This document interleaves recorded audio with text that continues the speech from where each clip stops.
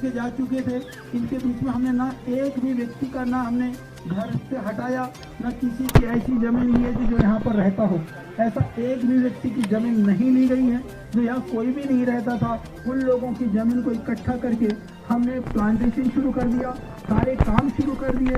करने के बाद में हमको लगा यहाँ तो पानी तो है नहीं, तो पानी का हमने पहले सोचा नहीं। फिर नीचे गदरे से लगभग 2 किलोमीटर नीचे से हमने पानी को 3 जगह पर लिफ्ट करते हुए पानी 4 टैंकों में पानी ऊपर पहुंचाने के बाद में आज करीबन 40,000 से ज़्यादा पेड़ पौधे यहाँ पर लगे हुए हैं। उसमें जो उत्तराखंड के लिए आगे आने वाले समय पर मॉडल बन सकते हैं। चंदन के पेड़, अगर के पेड़, अखरोट के पेड़, सेब के पेड़ और खुमानी है, आड़ू है, और हमने इसके अंदर इसके अलावा रुद्राक्ष है। बहुत तरह के जो वृक्षों को यहाँ पर बड़े भारी संख्या में, हमको लगता है संतरा है, मौसमी है। इतना एक जगह पर सेब के साथ योगी जी महाराज आम भी है, एक जगह पर नींबू के साथ में। और हमने इतना ही नहीं, यहाँ पर बिल्कुल पेड़ नहीं थे, हमने यहाँ पर बांज और मैंने देवदार के भी सैकड़ों पेड़ बहुत अच्छे बढ़ रहे हैं। बांज के भी हजारों पेड़ हमने लगा करके पूरा जंगल निर्माण करने का भी हमने काम किया है। यानी धरती को उजाड़ने का नहीं, धरती को बसाने का हमने काम किया है। तो काम करते करते हमको लगा कि यहाँ पर लोग आए, तो बाहर के लोग आए, लोगों को यहाँ पर हजारों माँ बहन बेटियों को रोजगार मिला हुआ है, यहाँ पर सेवाएं करती हैं। स्थानीय स्तर पर बाकी बच्चों को भी हमने रोजगार देने का प्रयास किया है। तो हमने सोचा कि यहाँ ऐसा हो कि शांत एकांत जगह पर आकर के लोग साधना भी करें और उपासना भी करें, स्वास्थ्य लाभ भी करें और इसका आनंद भी ले। तो इसके लिए फिर ये अनायास ये बन गया। बन जाने के बाद में आज हमेशा लगभग 40-50 साधक, स्वास्थ्य साधक सब लोग रहते हैं। और पूज्य स्वामी जी के पुरुषार्थ सब इतना इसका ब्रांडिंग कर दिया स्वामी जी ने, इसकी भी 3-3, 4-4 महीने पहले से ही बुकिंग है। तो आज भी हमको कमरा मिलना मुश्किल हो गया था, कल मुश्किल से हमको कमरा मिला। फिर बोले जी 2 जने और ठहरेंगे, डॉक्टर धन सिंह जी और त्रिवेंद्र जी। हमने कहा भाई एक आध को शिफ्ट करो, पता चला कुछ लोग कल चले गए तो हमको कमरा मिला। तो खुशी की बात है। तो आप लोग इस रूप में यहाँ पर आए हैं, तो इससे बड़ी कोई बात हो नहीं सकती। इस स्वास्थ्य की सौगात को इस उत्तराखंड की पवित्र भूमि से पूरी दुनिया में गुंजायमान करने के लिए मैंने आदरणीय योगी जी महाराज से निवेदन किया था कि जब आप उधर आएंगे यमकेश्वर तो इसका उद्घाटन करना है। हमेशा ही इसका उद्घाटन ही नहीं हुआ आज तक, आपकी प्रतीक्षा कर रहा था ये, तो राह ताक रहे थे। अच्छा, उसके बाद में भी देखिए क्या आनंद है, भगवान की ऐसी कृपा रही। आज इतनी दोपहर को गर्मी थी, हिमालय का मौसम, और कहते मुंबई का फैशन, मुंबई वाले बैठे ना, बोले पता नहीं चलता। तो आज ये भी पता नहीं चला, दोपहर तक धूप थी, शाम को ऐसी बारिश हुई। पूज्य स्वामी जी वहाँ आदरणीय हमारे योगी जी, आपको पता है बहुत ही दुर्गम। और देखिए सबसे बड़ी बात क्या होता है, महापुरुष जो है ना हमको जीवन जीकर के सिखाते हैं कि तुम कैसे जी सकते हो। आदरणीय पूज्य हमारे श्रद्धेय योगी जी महाराज उस कुटिया में रुके, कल मैं वहीं देख कर के आया, हमने साथ में भोजन किया, जहाँ पर जब ये विद्यालय विद्यार्थी काल में, अध्ययन काल में, जब घर छोड़ने से पहले 25 वर्ष के बाद आए, वो ऐसा नहीं कि घर के मोह की वजह से, इसके लिए वो आए हैं कि आपको दिखाना चाहते कि जिस जीवन को वो जब कुछ भी नहीं थे, साधारण थे, विद्यार्थी थे, जिस जीवन को जी सकते थे, आज भी जीवन के रूप में, व्यक्तिगत जीवन में उतने से ज्यादा में नहीं रहते हैं। उसका ये एक से बड़ा कोई उदाहरण नहीं हो सकता। बाथरूम भी नहीं, रहने की जगह भी नहीं। मुझे तो लग रहा था अभी आंधी आई, तंबू उड़ा ले गई। मैंने कहा बाकी रहेंगे कहाँ वहाँ। तो सबको योगी जी ने योगी बना दिया, अधिकारियों को भी और सारे लोगों को भी। तो अच्छा है ना भाई, योगी के संग करोगे तो योगी बनोगे, भोगी के संग करोगे तो भोगी बनोगे। तो श्रद्धेय स्वामी जी वहाँ से आना था, पूज्य स्वामी जी संपर्क में, क्योंकि व्यवस्था ऐसी बनी थी कि हेलीकॉप्टर से आएंगे। आंधी ऐसी आई, बारिश ऐसी हुई। मैंने कहा पूज्य स्वामी जी बस भगवान के भरोसे। बोले नहीं, मैं तैयार हूँ। समय पर एकदम सब व्यवस्था बढ़िया हो गई है। तो हम बहुत प्रसन्न हैं, हर्ष हमें है। और पूज्य मुनि जी और कल से ही हमारे साथ हैं, तो ज़्यादा न कहता हुआ, क्योंकि पूज्य स्वामी जी कुछ कहेंगे, उसके बाद हम सब हमारे यशस्वी महापुरुष जो आध्यात्म के साथ में राजनीति का भी हस्ताक्षर है, हम उनको भी सुनेंगे और उसके बाद इसका विधिवत आज लोकार्पण। ये आप लोग सौभाग्यशाली हो, पूरे देश से जो भी आए, ये तो कल से खुशी के मारे ये तो वैसे कूद रहे हैं। हमने कहा सब मेंबर बन जाओ, अब इनको बना करके भेजने वाले हैं। तो बहुत बहुत धन्यवाद पूज्य स्वामी जी। बोले भारत माता की, मेरे दोनों हाथ उठा के भारत माता की। आज कितना बड़ा सौभाग्य है कि यह हिमालय जहाँ युगों युगों से हमारे पूर्व ऋषियों ने तपस्या की और शरीर से जन्मभूमि एक छोटे से गांव में भले ही रही है, स्वामी रामदेव की भी आध्यात्मिक जन्मभूमि गंगोत्री है। आज से लगभग 30 वर्ष पहले यात्रा गंगोत्री से प्रारंभ हुई और हरिद्वार से लेकर के द्वार द्वार तक योग आयुर्वेद और स्वदेशी की सेवा करने का सौभाग्य परमात्मा ने दिया। फिर से भारतीय शिक्षा व्यवस्था की, फिर से भारतीय चिकित्सा व्यवस्था की पुनः प्रतिष्ठा हो। यही करबिछाण में 1,08,70,124 वर्ष पुरानी अपनी भारतीय संस्कृति का गौरववर्धन करने में भगवान ने एक अकिंचन सन्यासी को नित्य बनाया। और आज हरिद्वार से लेकर के देश के 600 जिले, 5,000 से ज्यादा तहसीलें और 3 लाख से ज्यादा गांव में तो ऑफिशियली पतंजलि के ब्रांचेज चलते हैं, निःशुल्क क्लासें चलती हैं। ये इतना बड़ा ये योग का आंदोलन और उसमें उत्तराखंड अछूता कैसे रह सकता है। तो योग का दुनिया का सबसे बड़ा संस्थान, उसका मुख्यालय उत्तराखंड में ही है। ये उत्तराखंड की देवभूमि के लिए गौरव की बात। आज करीब 5 लाख से ज्यादा लोग पतंजलि के साथ जुड़े हुए हैं, उनको रोजगार मिला है। और करीब हर रोज मेरे साथ आस्था और इंडिया टीवी पर 5-7 करोड़ तो सुबह सुबह योगाभ्यास ही करते हैं और पूरी दुनिया के कम से कम 100 करोड़ से ज्यादा लोग आज योग को डेली या कभी कभी तो जरूर फॉलोअप करने लगे और अब उनको लगता है कि योग एक जीवन शैली है, योग एक चिकित्सा पद्धति है, योग एक जीवन पद्धति है, योग एक साधना पद्धति है।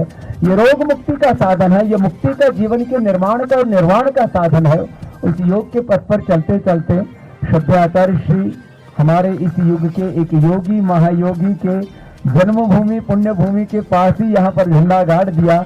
और हमें सौभाग्य है कि एक योगी जो उत्तर प्रदेश सहित देश की सेवा में लगा है, हमारे सनातन धर्म का गौरव वर्धन कर रहा है, हमारी ऋषि परंपरा योग की परंपरा का गौरव वर्धन कर रहा है, उस योगी की भूमि की सेवा करने का सौभाग्य भी हमें परमात्मा ने दिया। इसके लिए हम परमात्मा का शुक्रिया करते हैं, उनको प्रणाम करते हैं।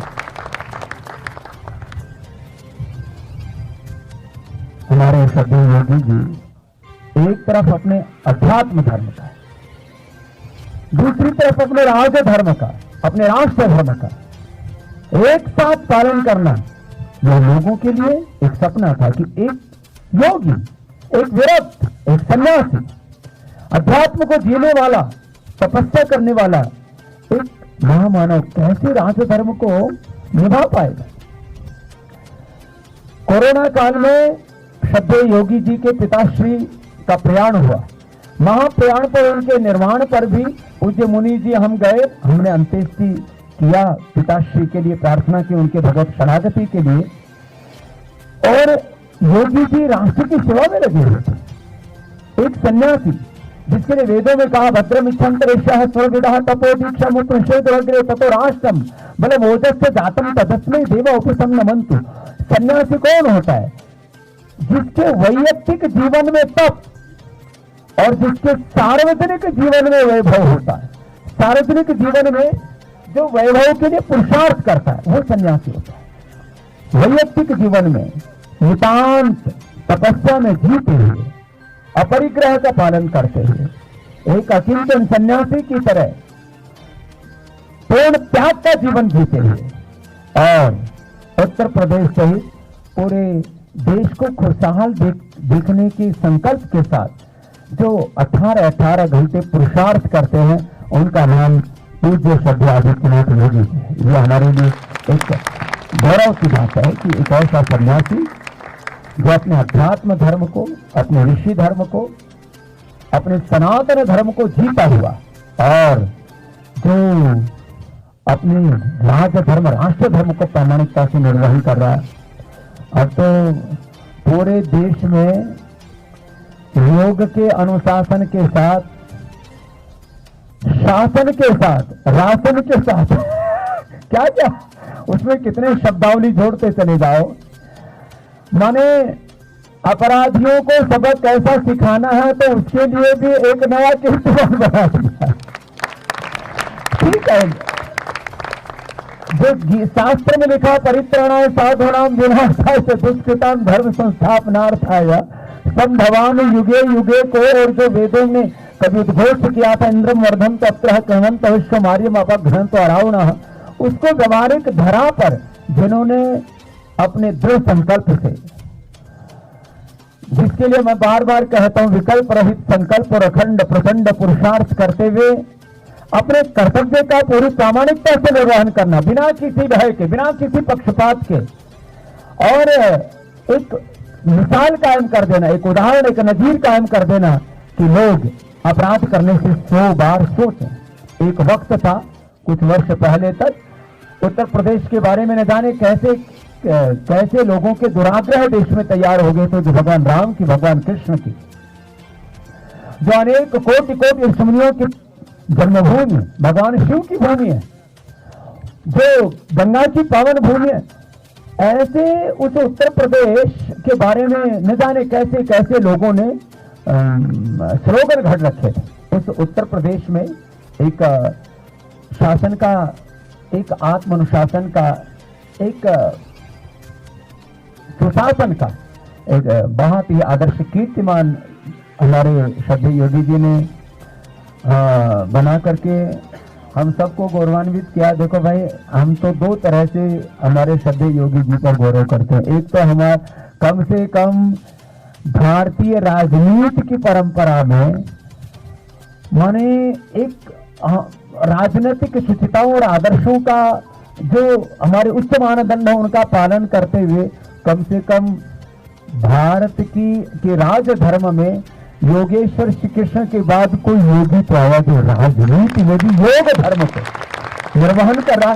कि अब पूज्य महाराज जी का नाम तो बहुत थोड़े से ही लोग, आजकल भारत का कोई शायद ऐसा व्यक्ति होगा किसी भी देश के कोने का जो पूज्य महाराज जी के पूरे नाम को शायद बोले ना बोले, लेकिन योगी जी महाराज का नाम पूरे देश में घर घर में।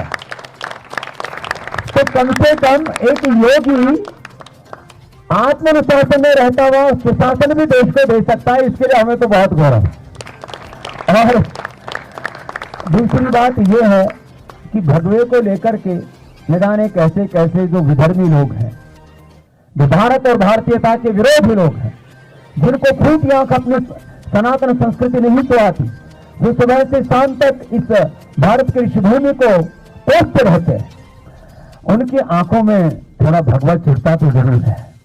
लेकिन जो उत्तर प्रदेश जैसे देश के विशाल, माने उत्तर प्रदेश माने यदि दुनिया के कुछ देशों को गिना जाए तो शायद 50 देश तो ऐसे हैं उनकी पूरी आबादी के बराबर अकेला उत्तर प्रदेश, छोटे छोटे 5 लाख की, 10 लाख की, 15 लाख की ऐसे आबादी वाले देश है।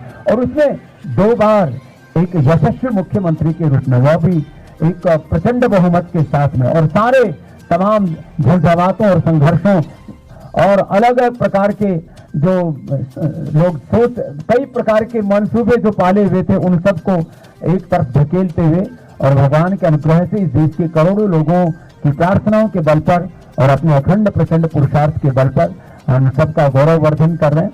हमें खुशी है।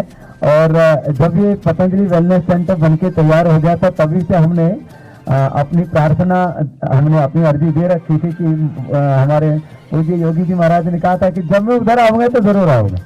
तो महाराज जी आपने याद रखा, उसके लिए आपको हम बहुत प्रणाम करते हैं। और अभी तो ये सब लोग आपको सुनने के लिए बहुत आतुर हैं, उनकी भीतर बहुत आपको लेकर के उत्सुकता है, अभीक्षा आपको सुनने की। और यही नहीं, पूरे देश में मैं तो कहीं पर भी, अब तो बड़े बड़े कार्यक्रम होने लग गए, तो कहीं पर भी जाओ या रोज में लोगों से मिलता हूँ तो किसी न किसी संदर्भ में वो कोई दिन ऐसा नहीं जाता जब मैं लोगों की जुबान से हमारे श्रद्धेय योगी जी का नाम नहीं सुनता।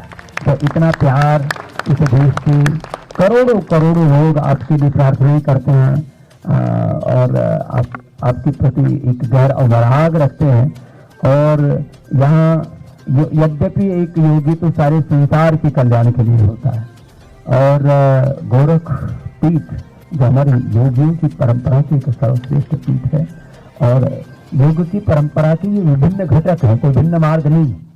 और फिर एक जन्मभूमि का एक अलग प्रकार की उसके प्रति कृतज्ञता होती है। जननी जन्मभूमि स्वर्गात् अधिकारी, इसी का माता भूमि पुत्र हम प्रतिज्ञा तो है ही तो है, लेकिन जिस माटी में जन्म लिया उसकी भी एक उसके प्रति गहरी कृतज्ञता का भाव होता है। वहाँ के लोगों में एक अलग प्रकार की प्रीति होती है, एक गहरा अनुराग होता है, एक बहुत गहरा गौरव और स्वाभिमान होता है। तो यहाँ पूरा उत्तराखंड और ये खास करके ये जो जमकेश्वर का क्षेत्र है, ये छोटी पोखरी से लेकर के बड़ी पोखरी तक, तो एक अलग तरह का लोगों के भीतर गौरव है। और आप यहाँ आए, हम सब गौरवान्वित है। दो शब्द आप सबको कह करके आशीषित करें। हमारे सारे मीडिया के बंधु भी हैं, आप सबको भी बहुत बहुत प्रणाम था। आप बड़े प्रेम से आए और आप जो 24 घंटा पीछा कर रहे हैं, बहुत बहुत प्रणाम। एक बार जोरदार अभिनंदन श्रद्धेय योगी जी का। फिर से बोलेंगे भारत माता की वंदे वंदे, मर्यादा पुरुषोत्तम श्याम रामचंद्र की, योगेश श्री कृष्ण चंद्र की, गंगा मैया की, गौ माता की, वेद माता की, गायत्री माता की, हमारे योगी जी महाराज की।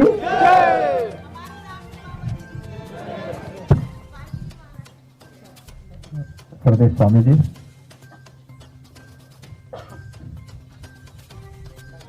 परमार्थ लोक के अध्यक्ष पूज्य स्वामी चिदानंद मुनि जी महाराज, श्रद्धेय आचार्य जी, यहाँ के लोकप्रिय विधायक श्रीमती रीनू बिष्ट जी, पतंजलि वेलनेस सेंटर के आज के इस कार्यक्रम में पतंजल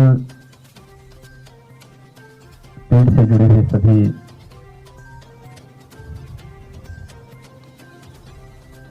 उनके ब्रह्मचारी सहयोगीगण और उपस्थित श्रद्धालुजन, भाइयों बहनों,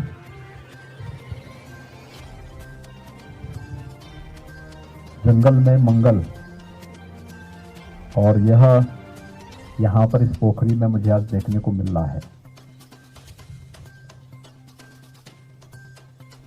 यह हम सबकी चिंता का विषय है, पलायन। लेकिन समाधान क्या है? तो मुझे लगता है वो समाधान भी यहीं पर है। और मैं धन्यवाद दूंगा प्रदेश स्वामी जी को कि उन्होंने यहां पर इतना अच्छा मॉडल खड़ा करके दिखाया है। इस चोटी पर जो ये हरियाली दिखती है, मैं कह सकता हूं कि आज से 15 वर्ष पूर्व यह भी एक सूखी, जैसे सामने की पहाड़ी सूखा पहाड़ी दिखाई दे रहा है ना, वैसे ही सूखा रहा होगा। और रहा भी इसलिए होगा क्योंकि मुझे बचपन में यहाँ पर पोखरी गांव में एक दो बार मांगलिक आयोजन में भाग लेने का अवसर प्राप्त हुआ था। और उस समय मैं देखता था इधर पूरा सूखे पहाड़ लगते थे। धीरे धीरे करके लोग जब अपनी आवश्यकताओं के लिए बाहर गए तो उसके साथ ही पलायन भी उनके साथ चलता गया। सुविधाएं यहाँ बढ़ी, लेकिन उन सुविधाओं ने लोगों को यहाँ से बाहर का भी एक रास्ता दिखाया है।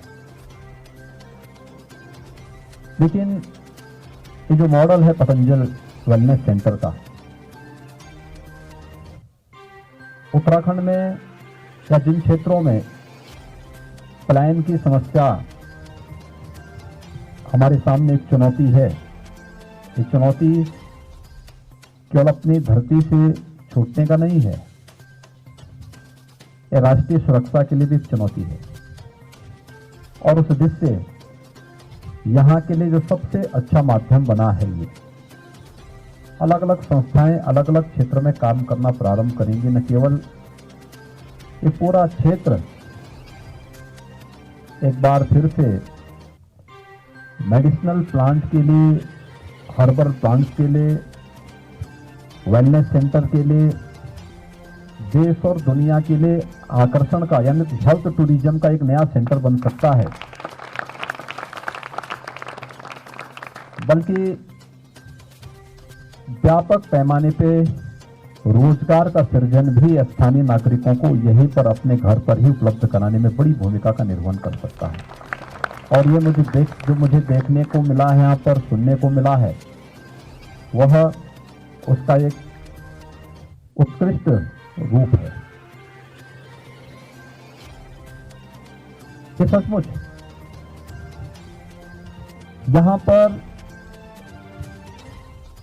ऐसे ही तमाम अन्य संस्थाएं खड़ी हो सकती हैं, एफपीओ गठित हो सकते हैं, स्वयंसेवी समूहों को आगे करके इस कार्यक्रम में और गति दी जा सकती है।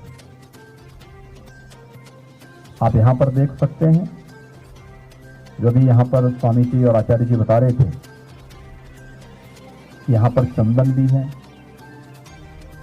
कल मैंने यहाँ की जो खुमानी यहाँ पैदा होती है उसको मैंने स्वयं उसका टेस्ट लिया, बहुत स्वादिष्ट था।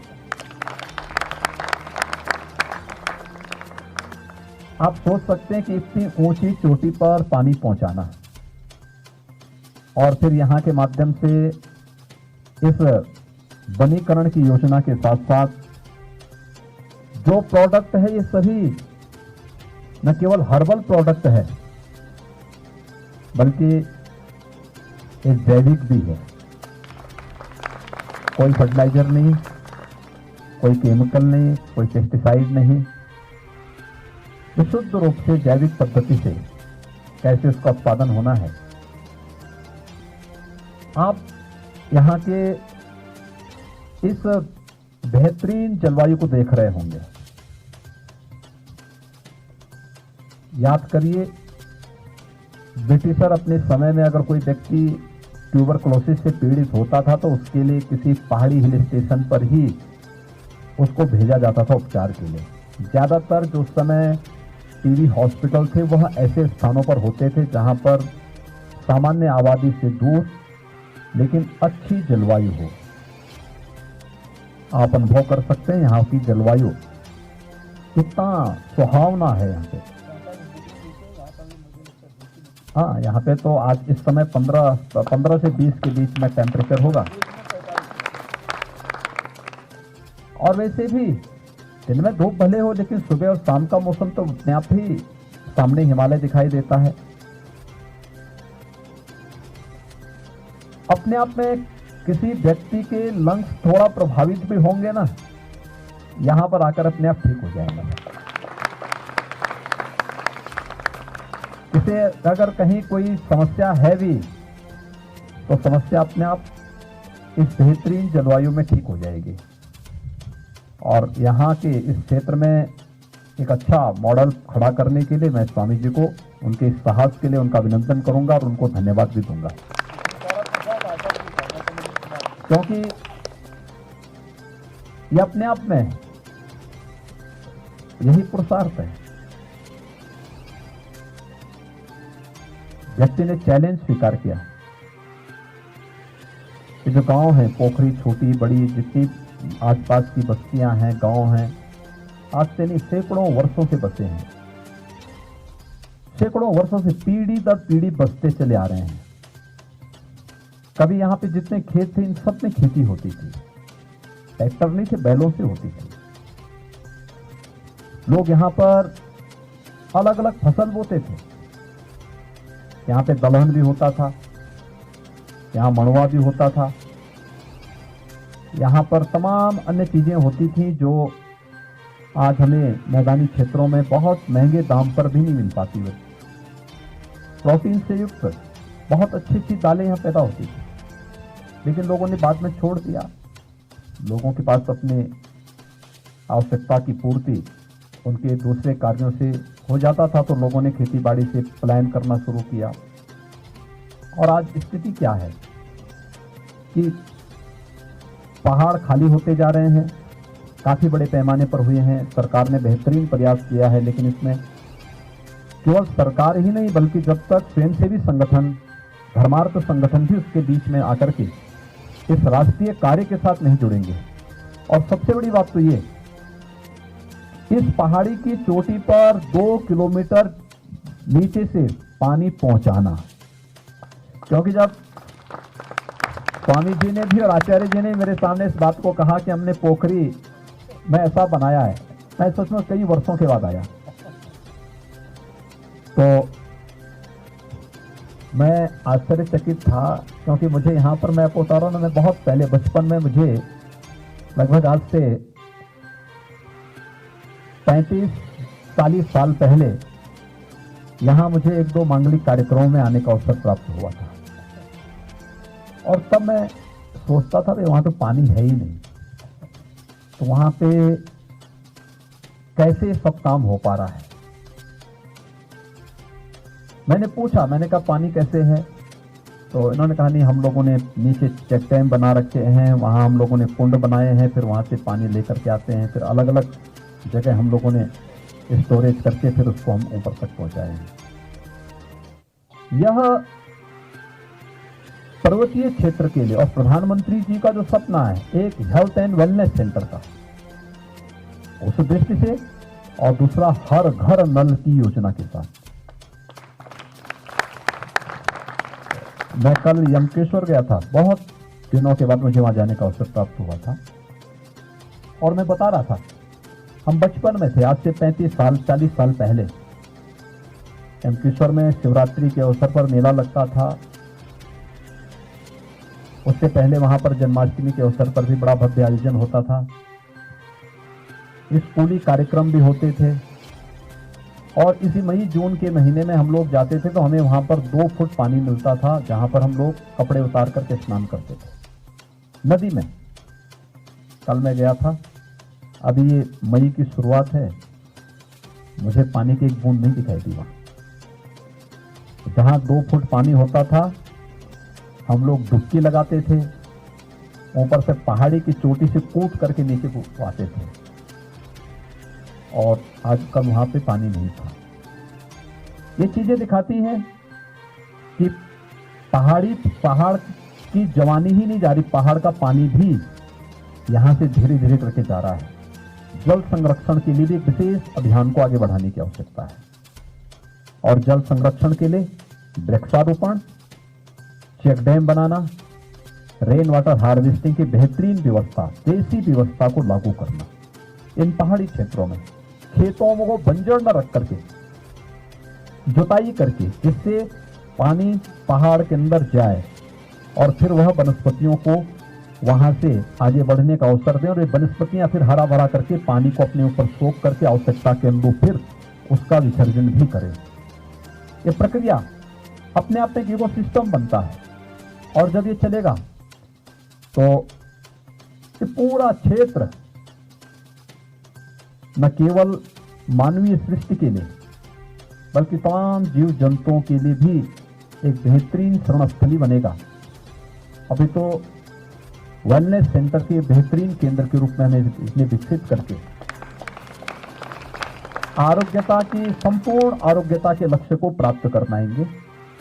मैं यहाँ पर स्वामी जी का इसके लिए हृदय से अभिनंदन करूंगा कि उन्होंने, आचार्य जी ने, स्वामी जी ने इस क्षेत्र में इस प्रकार का बेहतरीन उदाहरण प्रस्तुत किया है। और मुझे विश्वास है कि यह पूरे उत्तराखंड के लिए, पहाड़ी क्षेत्र के लिए, अन्य क्षेत्रों में भी, उत्तराखंड है, हिमाचल है, जम्मू कश्मीर है, नॉर्थ ईस्ट के जो हमारे स्टेट्स हैं, वहां पर वेलनेस सेंटर के लिए, और फिर यहीं से हम लोग इसी प्रकार का उदाहरण हम लोग मैदानी क्षेत्र के लिए भी, हेल्थ टूरिज्म का इससे बेहतरीन सेंटर हो ही नहीं सकता है। हेल्थ टूरिज्म हमारे यहाँ आयुर्वेद, योग और प्राकृतिक चिकित्सा से ही प्रारंभ हुआ है और इसको हम और बेहतरीन बना सकते हैं, बहुत अच्छे ढंग से आगे बढ़ा सकते हैं। मैं आज के इस अवसर पर एक बार फिर से आप सबसे मुझे दर्शन करने का सौभाग्य प्राप्त हुआ है। आज यहाँ पर पूज्य स्वामी जी से काफी दिनों के बाद मुलाकात का सौभाग्य प्राप्त हुआ है। आचार्य जी से कल और स्वामी जी से भी मेरी कल मुलाकात हुई थी, लेकिन आज यहाँ पर आप सबसे भी मुलाकात करने का एक अवसर मुझे प्राप्त हुआ है। मैं इसके लिए पतंजलि पीठ से जुड़े हुए सभी पदाधिकारियों का हृदय से धन्यवाद करता हूँ और आप सबके सुख और समृद्धि की कामना करते हुए अपनी वाणी को यहीं पर विराम देता हूँ। ओम शांति। योगी जी ने हमको अभिभूत किया और बहुत दिनों से मैं एक बात को कह रहा था, उसको इन्होंने रेखांकित किया है कि वेलनेस पूरी दुनिया में, श्रद्धेय योगी जी हमने योगाग्राम में और पतंजलि पीठ में करीब अब 3000 लोगों का वेलनेस सेंटर बना दिया और वहां पर भी लोगों को 6-6 महीने जगह नहीं मिल पा रही। पूरी दुनिया में कोई ऐसा हॉस्पिटल नहीं है जहां लोग 4-6 महीने पहले बुकिंग कराते हैं। हॉस्पिटल तो लोग मजबूरी में जाते हैं और 4-6 महीने लोगों को जगह नहीं मिल पा रही थी, इसलिए हमने 3000 की कैपेसिटी के साथ 3000 की इंडोर कैपेसिटी एम्स में भी नहीं, और वहां पर हमने एक साथ योग, यज्ञ, Ayurveda, naturopathy, panchakarma, षटकर्मा, water therapy, mud therapy, सन थेरापी, एक साथ स्नेहन, सेदन, वमन, विरेचन, नस्य, रक्त, मोक्षण, अक्षि, तर्पण और बस्ती की शताधिक प्रक्रियाएं। मैं श्रद्धेय योगी जी से बोल रहा था, करीब 500 प्रकार के हमारे यहाँ पर अलग अलग प्रकार के लाइन ऑफ ट्रीटमेंट्स हैं। और योगी जी महाराज जिनके आंखों के मैकुलर डिजनरेशन से लेकर के कोरोना के बाद करोड़ों लोगों की आंखें चली गई एक तरह से। कोरोना की कॉम्प्लिकेशंस और उसके बाद के कई उपद्रव हुए, आंखें चली गई, उनको हमने दृष्टि दी है। जिनके सुनने की शक्ति चली गई है उनको हमने श्रुति भी दी है। बहुत से लोगों को जो है रेस्पिरेटरी सिस्टम का, जिनको वोकल कॉर्ड का पैरालिसिस हो चुका था, उनको हमने गूंगों को आवाज दी है। जो चल नहीं पा रहे थे उन लंगड़ों को चलने की मूकम करोति वाचालम पंगुम लंघते गिरव हमने करके दिखाया है। और जो लोग ये कहते हैं कि BP, sugar, thyroid, asthma, arthritis ये क्योर नहीं होता, हमने सब लोगों की दवाइयां बंद करके बीपी की, शुगर की, थायराइड की, एंटीबायोटिक्स, पेन किलर, स्टीरॉइड, यहाँ तक कि बायोलॉजिकल जो इस समय का नए, एक तो बायोलॉजिकल वेपन्स बन रहे हैं, बायोलॉजिकल जो दूसरे मेडिसिन के रूप में आ रहे हैं, 25-25, 50,000, 1-1 लाख, 2-2 लाख, 5-5 लाख के मंथली लोग बायोलॉजिकल्स खाते हैं, उनको छुड़ा करके एंकोरेजिक फ्लाइट टाइप 1 डायबिटीज। योगी महाराज 2 साल पहले मैं कभी नहीं कहता था कि टाइप 1 डायबिटीज अच्छी होती है, अब हमने अच्छी कर दी। और पूरे HbA1c जिनका 14 पहुंच गया था, वैसे शुगर मापो तो 700-800 शुगर जिनका था, उनका HbA1c हम 5 और 5.5 लिया है जो नॉन डायबिटिक है। हमने डायबिटीज के पेशेंट को नॉन डायबिटिक किया, बीपी की वे, इसी तरह से अस्थमा, आर्थराइटिस की, एंकोलॉजी, स्पोराइटिस, पार्किंसन से, अल्जाइमर, डिमेंशिया और तमाम तरह के वो रोग। ओबेसिटी तो एक दिन में 2-2 किलो घटा देते हैं, और यहाँ तो पहाड़ में तो कुछ ज्यादा ही घट जाती है, 2-1 राउंड काटा और उसी में 1 किलो तो वैसे ही चला गया। तो आधी थेरापी सर, आधी यहाँ चलने फिरने से और खुली हवाओं में, स्वच्छ हवाओं में सांस लेकर के दूर हो जाती है। तो ऐसे जो श्रद्धेय योगी जी महाराज जी ने कहा कि ये health, wellness tourism, spiritual tourism, religious tourism, माने एक संपूर्ण आरोग्य का एक नया सूत्रपात, और इससे पूरी दुनिया जुड़ेगी। अभी हमने एक नाम दिया है इंटीग्रेटिव पैथी, माने एक नया आरोग्य का आंदोलन शुरू हो रहा है। और उसके पहले बड़े सेंटर का विधिवत उसका उद्घाटन श्रद्धेय योगी जी के कर कमलों से अभी संपन्न होगा। पीछे हम बहुत कृतज्ञ हृदय से एक बार पुनः योगी जी का अभिनंदन करते हैं। और यहाँ पर जो सब करता धरता ये सूर्यवीर सिंह बिष्ट हमारा ये सेनानी है, मुझे महाराज जी का स्वागत करना चाह रहे थे। तो ये यहाँ का ये हमारा पुरुषार्थी वो है ये माला गाँव का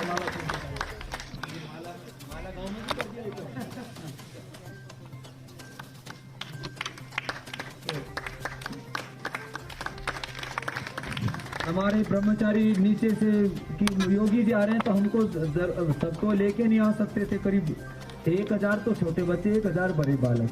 तो ये बालक आगे तो ऐसे बैठ जाओ बच्चे, केवल पहले ब्रह्मचारी और सन्यासी, और जिसको सन्यासी बनना हो वो आ सकता है, बाकी मत आना भी।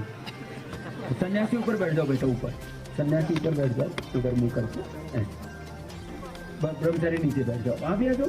ये पतंजलि गुरुकुल के ब्रह्मचारी, एक एक ब्रह्मचारी को ये माइक हटा दो। पंचोपदेश योगी जी महाराज, पंचदर्शन, 9 उपनिषद, एक एक ब्रह्मचारी को 21 शास्त्र याद है। ऐसा पूरा परंपरा, शास्त्रीय परंपरा से ये पढ़ते हैं बालक सारे। सामने देखो, हाँ नीचे थोड़ा नीचे बैठिए, सामने देखो, हो गया। चलो अब पीछे उद्घाटन के उधर आ जाओ। सभी मीडिया वाले बंधु में थोड़ा आराम से, तो भवन का उद्घाटन होना है, लोकार्पण होना है। आओ आ गया दीपक भाई।